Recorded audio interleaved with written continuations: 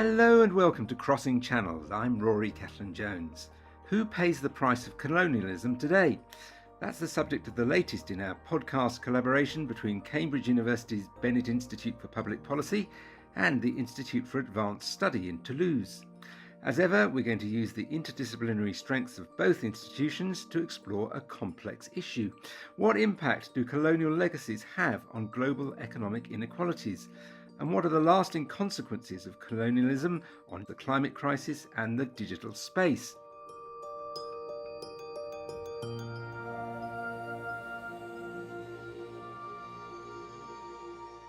To explore these issues today, we have Stephanie Diepeveen from the Bennett Institute. Stephanie, start us off. What does your research focus on?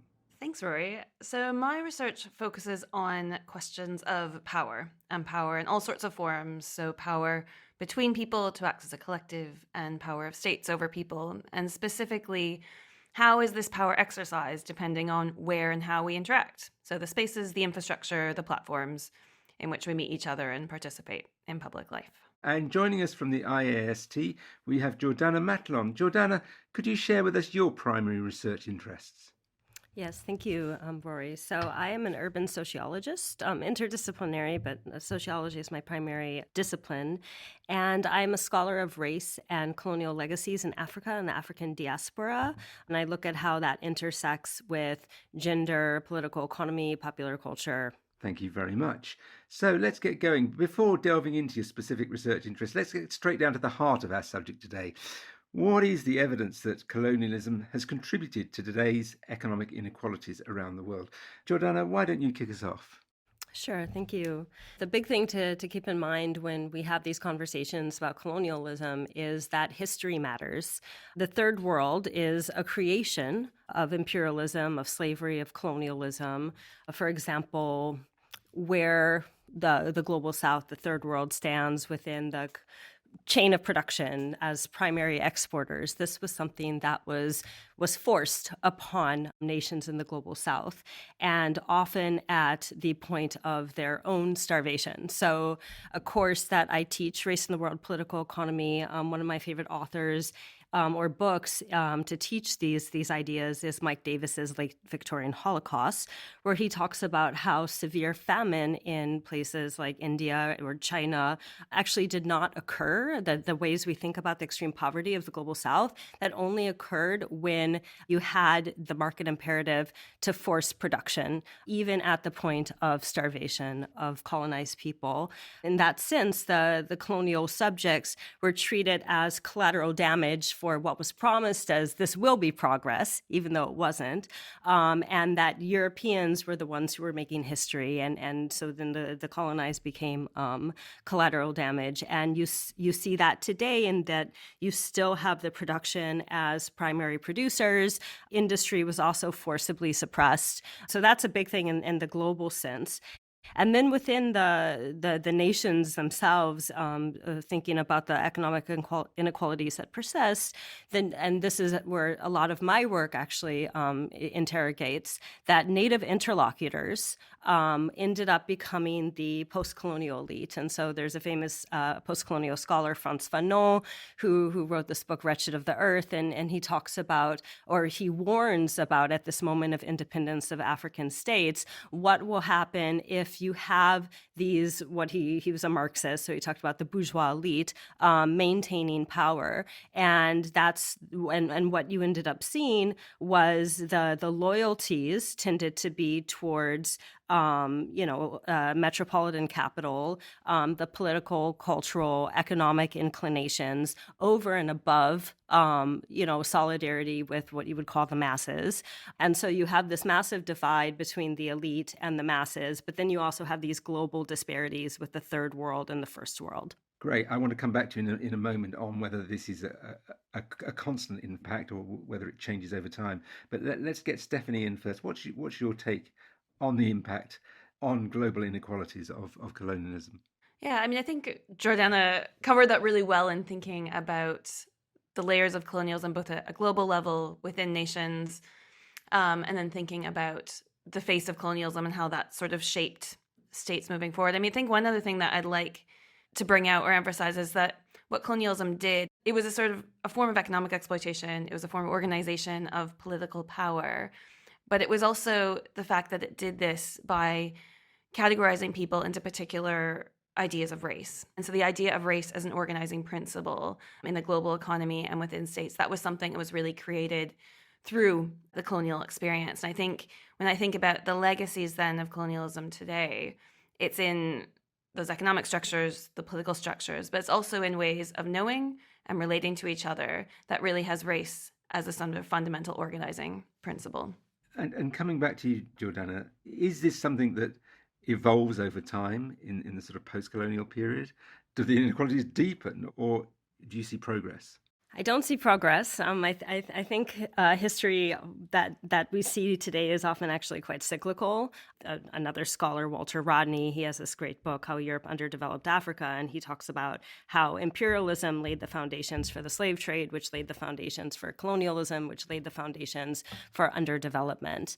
And we definitely see different manifestations. What aid did, right? Structural adjustment, all of this aid being connected to the conditionalities of structural adjustment in the 1980s and on was different than colonialism. So has it deepened? I think that one thing that's really critical to keep in mind about colonialism of, the colonial capitalist modernity that we see that we didn't see in former colonialisms is that capitalism really it entrenched certain privileges and certain dispossessions. And so when people were dispossessed of their land, they aren't getting them back in the way that maybe you had in like ancient period, right, where there was more contestation, because that capital production enriched certain people or certain populations, certain nations at the expense of others. And so I think that there's a deepening that's really critical about this form of colonialism that we haven't gotten out of. But again, I mean, they're cyclical, right? You do see these discourses of progress, but then you see regression. Stephanie, do you see any kind of variability in the patterns here? I don't know, between different countries, between different colonizers? Obviously, in Africa, we're talking about both French colonizers and British colonizers.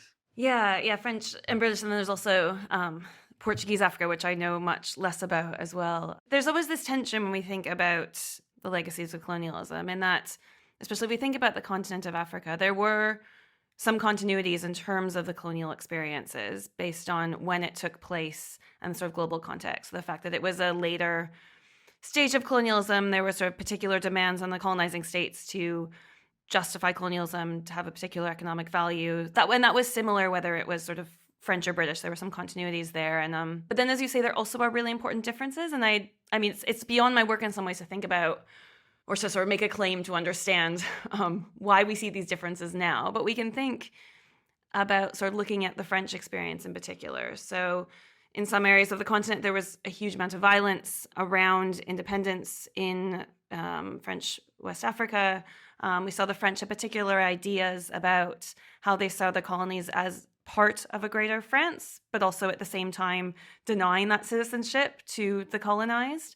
And then you see today a sort of very particular touch point in the way that sort of France is understood and hostilities to France within West Africa and within the sort of various political uprisings and coups that are taking place. And so I think there must be something particular about the experience and the way that French colonialism was violent, how it related to the colonies, the particular ways in which it dehumanized people that has contributed to these tensions today. Which sectors or industries do we see particularly pronounced effects of colonialism today? Kind of relating that back to my own work, which is, thinking about within Côte d'Ivoire, primary exporters, industrial development, all of that, you still see that today, right? And so you still see that cash crop and export economies are the most important economies in many places in Africa, elsewhere in the global South. And that there's a repression of industrial development, or the industrial development that happens with multinationals, joint ventures, foreign capital, and it's using and and highly exploiting low-wage labor, and often with intersections of like gender discourses that the workers are women, and therefore they're not heads of household, and therefore you can pay them less. And so you do see those earlier moments of export, cash crop economies of industry. You see those effects today. But then going back to what I was saying about this kind of like elite mass divide and the effects of colonialism today, where my work really focuses on these questions, is the role of wage labor. And so the emphasis of the working in a wage economy, so in a formal economy, that is directly linked to the colonial economy of the colonial era. And so since the 1980s, when Keith Hart coined the term informal economy, that's probably, I'd say, within development and certainly urban questions of development, the biggest issue is like informal economies. But in fact, the formal economy was simply the colonial economy. And what has also impacted it, and I think is actually part of what inhibits any change, is that this was also ideological. There was also an idea that the only real work, and this was something that really came through when I conducted my fieldwork, my ethnographic fieldwork and interviews in Abidjan, Côte d'Ivoire, which was really this bastion of France-Afrique and these French colonial norms, was that you don't really have a job if you're not within this imagined idea of what real work was. I would have men who had been, street vendors their entire lives tell me that real work involved wearing a suit, having a briefcase, having a chauffeur driver, having an air-conditioned office. And this was something that you didn't see anywhere except like maybe ministers and that kind of thing. So it really impacted how people felt about themselves and about their prospects. And I'm sure that we'll talk more about this, but their prospects of what it meant to be a contributor, both in their families and in their societies. Well, Stephanie, what does your research bring to that argument? I know you looked a lot at the impact of social media to bring this right up to date.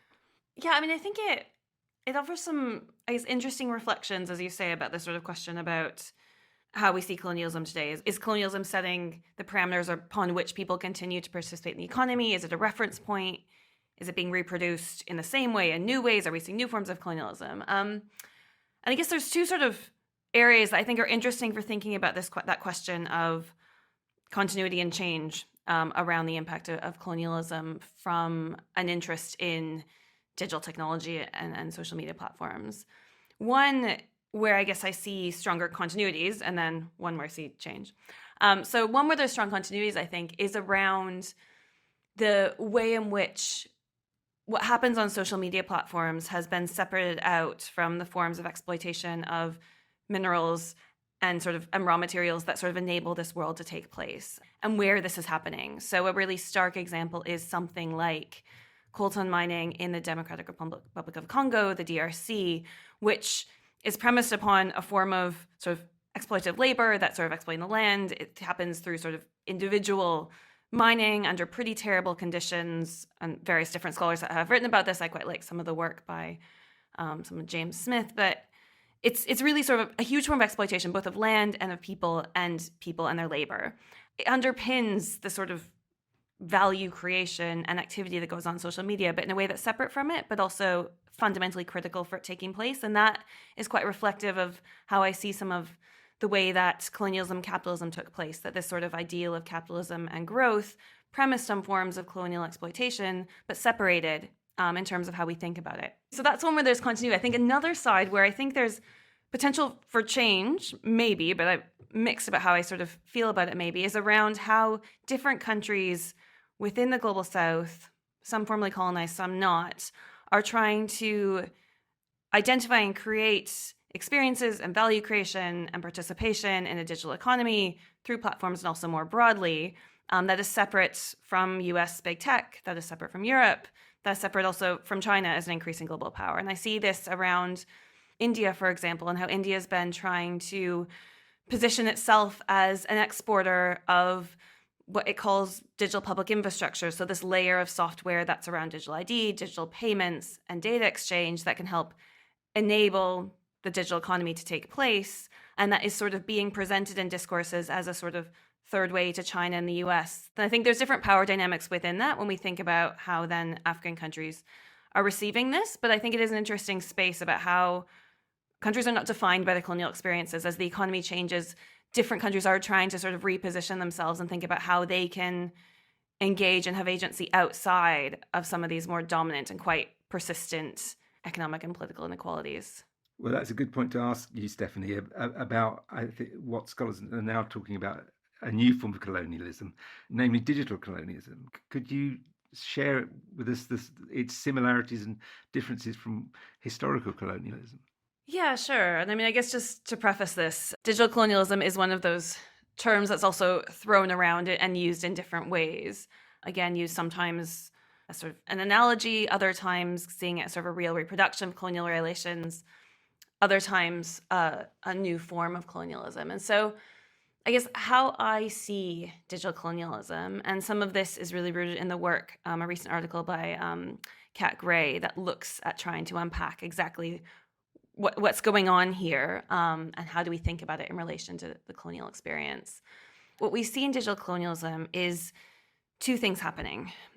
One, a particular order and way of knowing people, so knowing the world, and that is intersecting with a particular way of extracting and understanding value. And these two things are coming together to enable new forms of epistemic violence and new forms of sort of racialized exploitation. That's not the same as colonialism before, but is profound because it's about how we know the world and how we value it. And how it's about power. It's about power. Yeah, exactly. So I know everything comes back to power in some way. But I think how it comes out, I think what I like about this is it helps us to see the digital space as a bigger apparatus and sort of map out what's going on with exploitation and when and how the sort of term colonialism is useful for understanding it. And so it's that sort of how we know the world, how we value it, and it's taking place through a particular set of actors. So an emphasis on big tech actors, and I think there is a sort of concentration, it seems to be, of influence and power of a few firms. Isn't that the case everywhere? I mean, if you're in London, Rome, or Lagos, the power is all shifted to one part of the world, basically California. Well, California, and I'd say China in some ways too. I think we look at sort of certain layers, and again, there still are certain layers of dependency, right, that still go on that I think we don't always talk about with digital colonialism as well. And I think the material, I mean, there's a huge geopolitics around this too, but I think that focuses on the raw materials as well too, and thinking about the dependencies and the different layers that make up our digital world, right? And sort of who benefits, which corporations, which states are involved where, and then what that means for who has power. I think it's a slightly more complicated question probably than Silicon Valley. But on the other side, that is sort of also a very fair point. If we think about which countries have the capacity to run large language models, US and China. I mean, even the UK doesn't really, right? And so there is, as we make digital technology increasingly central to the way we interact with the world, the countries that have the energy, the infrastructure, the influence, the wealth, the knowledge to actually enable that infrastructure and to keep it running, I think there's a huge power imbalance there. Where colonialism, I think, becomes an interesting frame of reference is how it's not just shaping a new form of capitalism, but also this sort of questions of exploitation that are tied to how we relate to the physical world and the land, and how we relate to each other, how we know each other, how we know the land, and then how we extract value on the back of that. So that sort of idea of, the sort of racialized way of organizing the world, turning land into property, and then acting on that, turning people into data, and then acting on that and extracting value on that. So it's that duality where I think colonialism can be helpful, perhaps, for thinking through some of this. Jordanna, aren't a lot of these African countries left with an unsavory choice, really, between who they want to be colonized by in terms of technology, either China or the United States? I think that's a question that's folded in, again, with a larger geopolitics and more than technology, right? So there's the conversation about whether or not China is a new, right, imperial or colonial power, and whether or not, aid comes with conditionalities or not, right? That it can provide support, and then that support is taken for building infrastructure, and tech might be one of those. So when I was hearing about China, though, I was actually thinking about even within the Chinese sphere of colonialism, also Uyghur populations, right? There's a book that came out recently called Terror Capitalism by Darren Byler. I was on a panel with him on racial capitalism last spring. And one of the things he looks at is how a lot of the technologies of surveillance are experimented first on Uyghur populations, right? So this is also a form of colonialism. Certainly when I was doing my fieldwork in Cote d'Ivoire, it was there was a lack of this, Foucauldian panopticon. I don't know if that's too jargony, but this kind of like the gaze of like the surveillance state, right? So thinking about that kind of digital divide, you have on one hand populations that are hyper surveyed, and then on the other people who are disappear into anonymity and their stories are not told. I'd like to move our discussion finally towards the links between colonialism and climate change. Stephanie, in what ways is the climate crisis a legacy of colonialism? I think the sort of maybe perhaps more obvious way we can see the legacy of colonialism in the climate crisis around the distribution of impacts and the capacity to deal with them. And I think the Loss and Damage Fund, which doesn't explicitly talk about colonialism, implicitly does refer back to this sort of real inequality in terms of who participated in the creation of the climate crisis, where the impacts are happening, and who is equipped to deal with them. And so that's one level. I think there's two other levels where we can see the legacy of colonialism around the climate crisis that I think are also important to bear in mind. One is in the spaces of power where climate negotiations take place. So like COP is something where there are Indigenous voices present, but where the decision's happening, who is influenced, in what room, what does the room look like, who's there, who sort of makes decisions about what actually takes place. And I think there we still do see that sort of legacy of who's in positions of power and who's not. And that sort of replicates a global system that is premised upon colonial legacies. And then the last way I see it, and I think this one is quite important for thinking about what comes next, it's in the way we imagine alternatives or solutions to the climate crisis. What colonialism also did was it emphasized certain ways of knowing. Jordanna mentioned at the beginning certain ideas of the expert.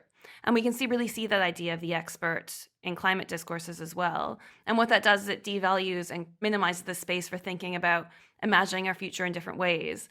And a clear way this has come out is even just in the language of carbon colonialism. So the idea that carbon capture, or sort of the selling of carbon credits, is actually a new form of colonialism as well, too. And that sort of, I think, indicates the way that we might be imagining alternatives or ways forward from the climate crisis that are still bound in a very sort of colonial and capitalist way of thinking. And I think what colonialism, because it narrowed the way in which we think about expertise and the way we value different people's knowledge, it limits the way we can imagine potential futures as well. And I think that's a real challenge around the climate crisis, actually. Jordanna, what's your take on the climate crisis and colonialism? So one thing to consider, and then I'm going to go backwards, but social justice must accompany ecological justice, right? And certainly a lot of how to deal with the climate has come from these kind of very global north conservationist ideas that have led to proposals, for example, to privatize forests or privatize resources that there's a lack of them. So thinking about, for example, the water wars in Cochabamba, the World Bank said we need to basically privatize water because it's not being used well by local populations. And that was one of the first moves of successfully fighting the World Bank. But the municipal water supply was privatized, handed over to a joint venture company, and people were being taxed for trying to collect rainwater. Privatizing a public good, that's kind of more of than closing the commons, which is kind of that first, capitalist primary accumulation. But then going back to kind of that colonial legacy, and where actually the work that I've just begun, my new research project is thinking with the Anthropocene conversation.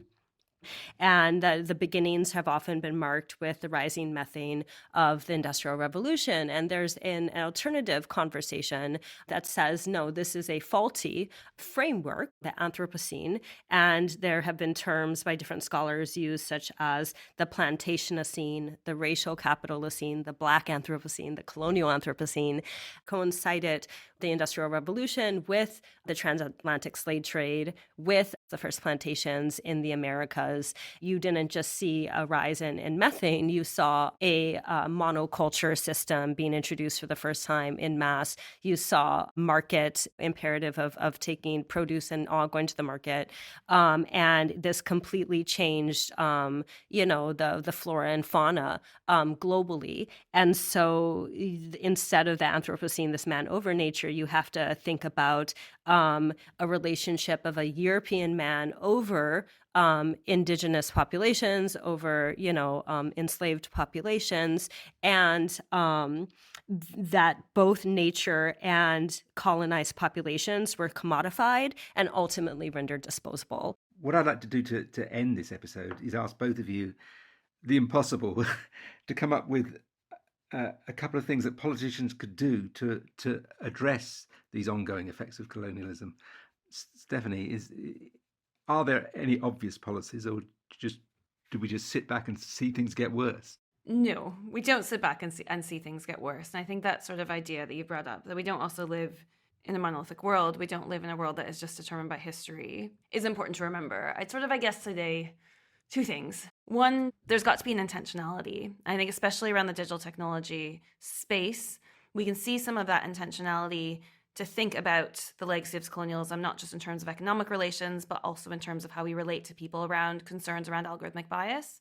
I think that there also needs to be that sort of similar intentionality in thinking about the relations of exploitation around, as I said, sort of the raw materials, the development and distribution of infrastructure, who's involved in the guidance and sort of standards that we set as well. And that's not going to happen without us paying attention to it. So politicians, we can't just sort of sit back and assume we're going to address these inequalities or these sort of embedded biases without taking explicit steps. That's one area.